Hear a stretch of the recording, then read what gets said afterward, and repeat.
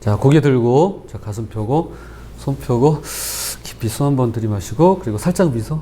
고대 그리스 델포이의 아폴로 신전 입구에는 수천 년간 내려오는 유명한 문구가 새겨져 있다고 합니다.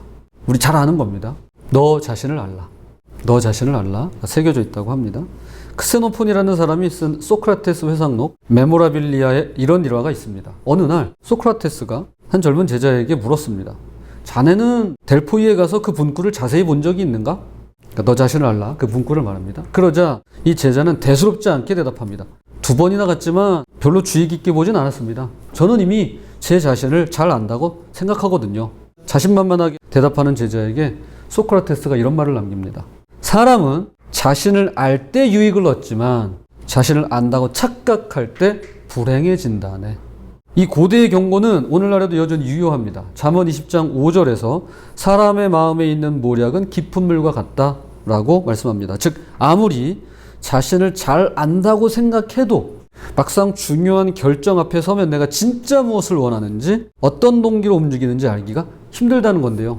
오늘 잠언은 놀라운 말씀을 이어갑니다. 잠언 20장 27절입니다. 사람의 영혼은 여호와의 등불이라 사람의 깊은 속을 살피느니라. 5절에서 말했던 그 깊은 물을 살필 수 있는 도구가 있다라고 말씀합니다. 철학자들은 너 자신을 알라는 질문만 던졌지만 오늘 말씀은 어떻게 알 수 있는가를 제시합니다. 깊은 물과 같은 사람의 속마음을 훤히 비추는 이 여호와의 등불이 무엇인지 두 가지로 함께 살펴보도록 하겠습니다. 첫 번째, 남도 모르고 나도 모르는 곳이 있습니다. 잠언 20장 24절입니다. 사람의 걸음은 여호와로 말미암나니 사람이 어찌 자기의 길을 알 수 있으랴. 우리는 자기 인생을 잘 안다고 생각합니다. 내가 원하는 게 뭔지 어디로 가야 할지 안다고 생각하는데요. 솔로몬은 이렇게 말합니다. 어찌 알 수 있으랴? 알기 힘들다는 얘기입니다.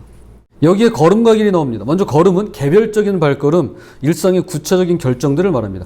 오늘 아침 무엇을 먹을지, 누구를 만날지, 어떤 말을 할지 등 작은 선택들입니다. 그런데 길은 전체적인 방향입니다. 내 인생이 어디로 향하고 있는가라는 큰 그림, 모든 걸음들이 모이고 모여서 만들어지는 전체 경로를 말합니다. 그래서 오늘 내가 내리는 작은 선택들, 가령 몇 시에 일어날지, 무엇을 할지, 무엇을 볼지, 어디로 갈지는 내가 결정할 수 있습니다. 그런데 오늘 나의 선택과 과정은 알 수 있어도 그 작은 선택들이 모이고 이 모든 걸음들이 모여서 어디로 이어질지 5년 뒤, 10년 뒤 내가 어디에 서 있을지 어떤 사람이 될지는 알 수가 없는 것이죠. 시편 기자도 똑같이 노래합니다. 시편 119편 105절입니다. 주의 말씀은 내 발의 등이요 내 길의 빛이니이다. 여기도 발과 길이 나오죠. 그래서 우리에게는 발걸음을 비추는 등과 전체 길을 조명하는 빛, 이 둘 다가 필요한데요. 문제는 발걸음조차 제대로 보지 못할 때가 있고요. 전체 길은 더더욱 알 수가 없다는 데 있습니다. 잠언 16장 2절입니다. 사람의 행위가 자기 보기에는 모두 깨끗하여도 여호와는 심령을 감찰하시느니라. 내 눈에는 내 동기가 순수해 보입니다. 내가 하는 일이 옳아 보여요. 그러나 하나님 보시기에는 그렇지 않을 수가 있는데요. 내가 나 자신에게 떳떳한 것도 언제나 정답이 될 수 없습니다. 언제나 정답이 아닐 수 있다라는 겁니다. 왜냐하면 Jesus is the answer입니다. the answer예요. 답이 하나예요. 바로 예수님. 유일한 정답은 주님뿐이시기 때문입니다. 나한테 답이 있잖아요. 그분에게 답이 있습니다. 나는 답이 아니에요. 그분이 답이세요. 예레미야 17장 9절의 말씀처럼 만물보다 거짓되고 심히 부패하는 것이 우리의 마음이기 때문입니다. God question즈는 이렇게 설명합니다. 거짓되다는 것은 단순히 거짓말을 한다는 뜻이 아니다. 우리 자신도 속인다는 뜻이다. 우리의 감정과 욕망이 우리를 잘못된 길로 인도할 수 있다. 그래서 오늘 잠언 25절은 이렇게 경고합니다. 함부로 이 물건은 거룩하다 하여 서원하고 그 후에 살피면 그것이 그 사람에게 덫이 되느니라. 성급한 서원, 즉 성급한 서약과 소원의 대표적인 사례가 있습니다. 사사기 11장에 입다라는 사사입니다. 지도자였어요. 그는 암몬과의 전쟁을 앞두고 이렇게 서원합니다. 사사기 11장 30절 31절입니다. 암몬 자손을 내 손에 넘겨주시면 내가 암몬 자손에게서 평안히 돌아올 때 누구든지 내 집 문에서 나와서 나를 영접하는 그는 여호와께 돌릴 것이니 내가 그를 번제물로 드리겠나이다 하니라. 여러분, 이게 엄청난 이야기인데요. 아무리 승리가 간절해도 그렇지 본인을 바치는 것도 아니고 다른 사람을 각을 떠서 각을 뜬다는 건 토막을 낸다는 겁니다. 불에 태워서 번제물로 바치겠다는 겁니다. 그럼 전쟁에서 승리하고 돌아왔을 때 제일 먼저 이 입다를 마중 나온 사람은 누구였을까요? 불행히 눈에 넣어도 아프지 않을 그의 무남동녀 외동딸이었습니다. 딸이 마중 나왔어요. 입다는 자신의 성급한 말 한마디로 인해서 딸을 불로 태우는 번제물로 삼아야만 했던 것입니다. 그가 이렇게 말합니다. 사사기 11장 35절입니다. 어찌할꼬 내 딸이여 너는 나를 참담하게 하는 자요 너는 나를 괴롭게 하는 자 중에 하나로다. 입다의 비극은 충동적인 서원의 위험성을 보여줍니다. 그는 하나님과 협상하려 들었고 그 결과는 파괴적이었습니다. 사실 레위기 27장을 보면 서원을 취소할 방법이 있습니다. 없는 게 아니에요. 물론 어떤 것은 아예 되살 수 없었고 되살 수 있는 것도 높은 값을 지불해야만 했지만 입다는 그 규정을 몰랐거나 무시했습니다. 그래서 결국 자신의 딸을 제물로 바치는 비극을 맞이해야만 했습니다. 우리는 어떨까요? 입다와 똑같지는 않더라도 급하게 약속하고 나중에 후회할 때가 있습니다. 이번 일 성공하면 11조가 아니라 10의 2조라도 바치겠습니다. 이 일만 해결되면 매일 새벽기도 나오겠습니다. 주님 이번 한 번만 도와주시면 정말 열심히 신앙생활 하겠습니다. 제대로 하겠습니다. 그런데 정작 그 일이 해결되고 나면 덫에 걸릴 때가 있습니다. 그게 덫이 돼요. 도움이 필요한 게 어디 이번 한 번뿐이겠습니까? 앞으로 계속 도와달라고 해야 되는데. 그래서일까요? 지킬 수 없는 약속 때문에 괴로워하거나 아예 하나님을 멀리하기도 합니다. 실제로 제 주위에 그렇게 주님과 멀어지신 분들이 계십니다. 이것은 주님께만 해당되는 게 아닙니다. 사람과도 똑같아요. 내가 약속을 했다가 그게 이렇게 어그러지거나 깨지게 되면 사람과 멀어지는 걸 경험하게 됩니다. 이것이 바로 잠언이 경고하는 바입니다. 사람이라면 누구나 예외 없이 자기 자신을 정확히 모르기 때문에 순간의 감정으로 약속했다가 돌이킬 수 없는 결과를 맞이할 수 있는 것입니다. 그렇다면 우리 안에 깊은 곳, 우리도 모르는 동기와 욕망은 어떻게 알 수 있을까요? 잠언 20장 27절입니다. 사람의 영혼은 여호와의 등불이라 그것이 사람의 깊은 속을 살피느니라. 여기서 등불은 단순한 비유가 아닙니다. 창세기 2장 7절 여호와 하나님이 생기를 그 코에 불어넣으시니 사람이 생명이 되니라고 할 때 생기가 바로 27절의 영혼과 같은 단어인 히브리어 네샤마입니다. 하나님께서 직접 불어넣으신 생기, 그것이 우리 안에 여호와의 등불이라는 것입니다. 그러니까 이건 하나님이 주신 거예요. 내 안에서 내가 불태우는 게 아니에요. 불사르는 게 아니에요. 열심히 할 거야 투지가 아니에요. 하나님이 우리에게 이미 주신 거예요. 펄핏 커멘터리라는 주석의 설명입니다. 네샤마는 사람을 짐승과 구별시킨다. 이것은 하나님의 형상, 도덕적 분별력, 양심이다. 짐승에게는 이 등불이 없습니다. 사자는 배고프면 사냥하지만 배부르면 아무리 옆으로 영양이 지나가도요 거들떠 보지 않습니다. 도덕적 갈등이 없어요. 사자가 영양을 잡아먹을 때 내가 이래도 되나? 라거나 뱀이 도구로 쥐를 죽일 때 이건 살인이 아닐까? 라면서 고민하지 않습니다. 그러나 사람은 다른데요. 우리는 합리화하고 변명하고 그럴듯하게 포장합니다. 상대방을 난처하게 만들 때 나는 진실을 말하는 거야. 자존심을 세우고자 할 때는 아이를 위해서야. 내 입지를 지키려고 할 때는 교회를 위해서야. 우월감을 느끼기 위해서는 정의를 위해서야. 라고 말할 수 있는 것이 바로 우리 사람입니다. 우리에겐 이런 자기 기만이 있습니다. 그래서 하나님께서 우리 안에 그분의 등불을 켜놓으셨습니다. 오늘을 사는 자만 2월 14일자의 글입니다. 하나님이 친히 과분한 은혜로 눈과 귀를 열어주지 않으시는 한 우리는 아무것도 할 수 없다. 이는 철저한 은혜다. 그렇죠. 은혜 없이는 아무것도 아닌 존재입니다. 하나님께서 우리 안에 켜신 등불 이 자체가 은혜인데요. 언제나 여호와의 등불 앞에 자신을 비추며 살아가는 우리가 되었으면 좋겠습니다. 두 번째입니다. 여호와의 등불을 따라 사는 삶입니다. 그렇다면 이 등불을 따라 어떻게 살아야 되는 걸까요?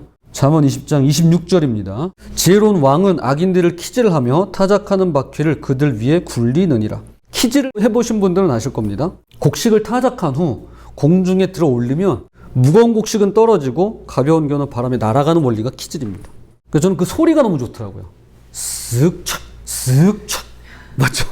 시편 1편 4절이 똑같은 이미지를 사용합니다. 다 아시는 구절이요. 악인은 그렇지 않으며 오직 바람에 나는 겨와 같도다.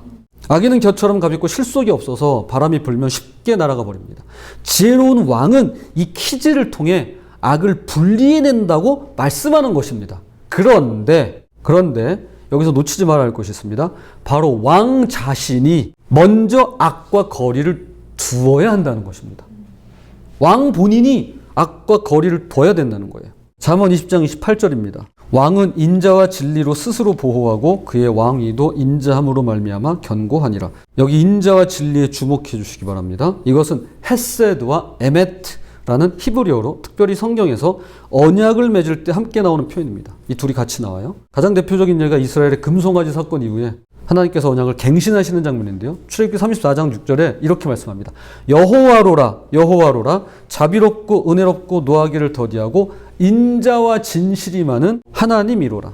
여기서 인자와 진실이 바로 오늘 잠언의 헤세드와 에메트입니다. 한 연구에 따르면 헤세드는 구약에 245회 나옵니다. 그런데 그 중에 4분의 3, 그러니까 75%가 사람 사이의 예의나 친절이 아니라 하나님의 언약적인 사랑을 묘사할 때 사용된다고 합니다. 즉 헤세드란 기분에 따라 달라지는 가벼운 감정이 아니라 충성심과 헌신이 결합된 사랑입니다. 상황이 좋을 때만 사랑하는 게 아니라 목숨을 걸고 약속을 지키시는 하나님의 고집스러운 사랑입니다. 이게 헤세드예요. 또한 에메트는 우리가 기도 끝에 고백하는 아멘과 그 뿌리가 같습니다.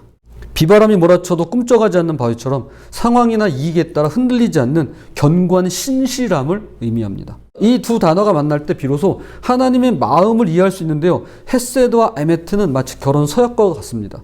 기쁠 때나 슬플 때나 건강할 때나 아플 때나 검은 머리가 팥뿌리가 되도록 당신을 사랑하고 지키겠습니다 라고 서약하는 그 무거운 책임감, 그 서약, 이것이 바로 헤세드와 에메트입니다. 동시에 어린 자녀의 손을 붙잡고 아빠가 지켜줄게, 염려하지 마, 아빠가 함께 있을게 라고 말하는 부모의 약속과도 같습니다. 한 번 뱉은 말은 끝까지 책임지는 신실함인 것이죠.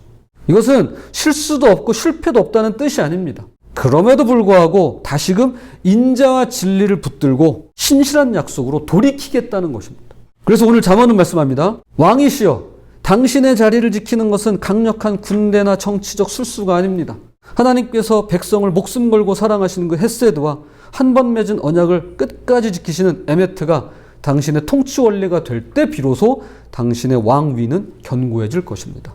지도자는 인자와 진리로 다스려야 됩니다. 오늘을 사는 자는 11월 12일자에는 이렇게 쓰고 있습니다. 지도자는 해를 감수하더라도 일심으로 아내를 섬기며 이끄는 진정한 남편과도 같다. 아내를 희생시켜 위기를 모면하는 엉터리 남편과는 다르다.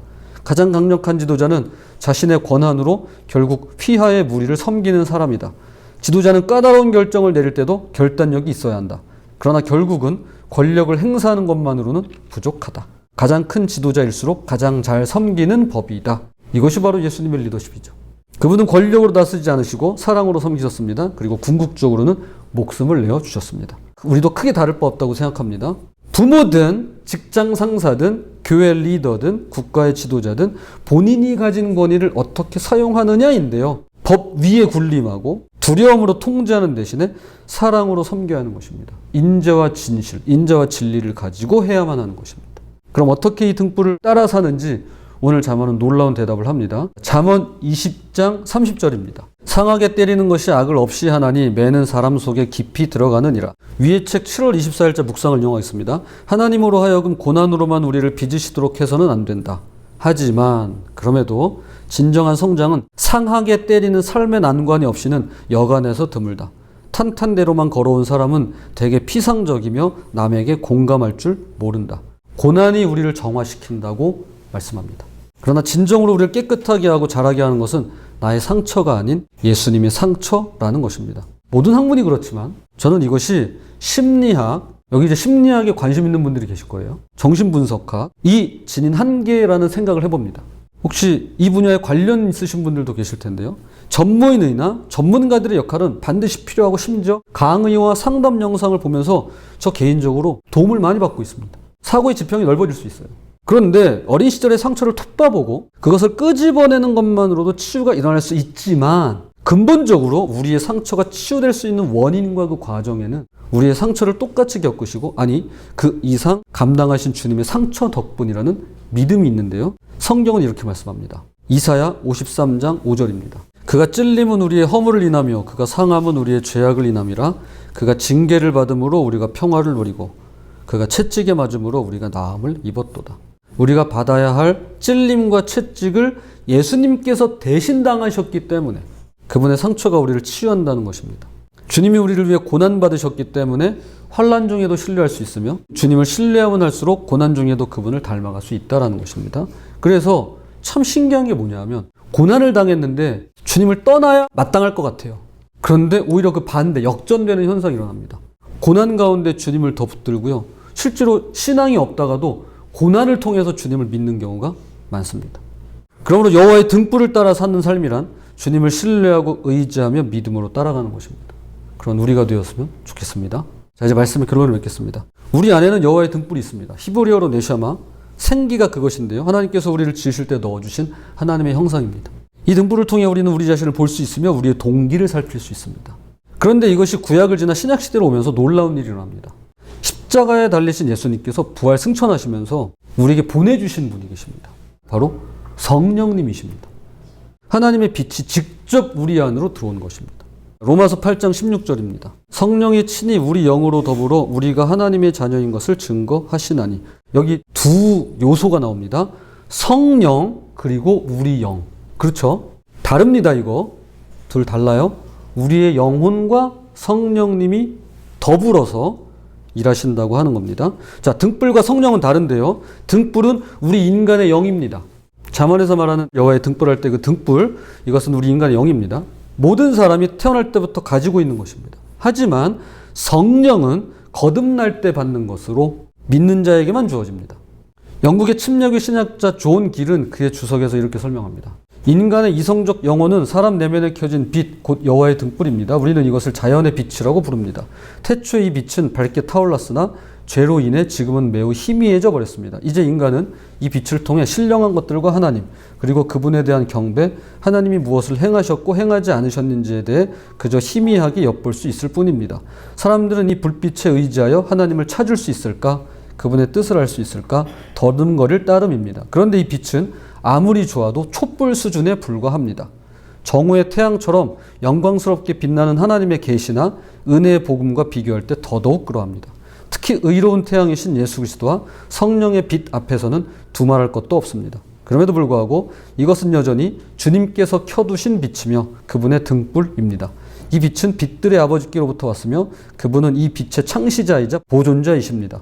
욥기 32장 8절에서처럼 이것은 사람 속에 있는 영이자 전능자의 숨결, 곧 영감으로 말미암아 주어지는 깨달음입니다. 그러므로 이렇게 비할 수 있을 것입니다. 등불은 그릇이에요.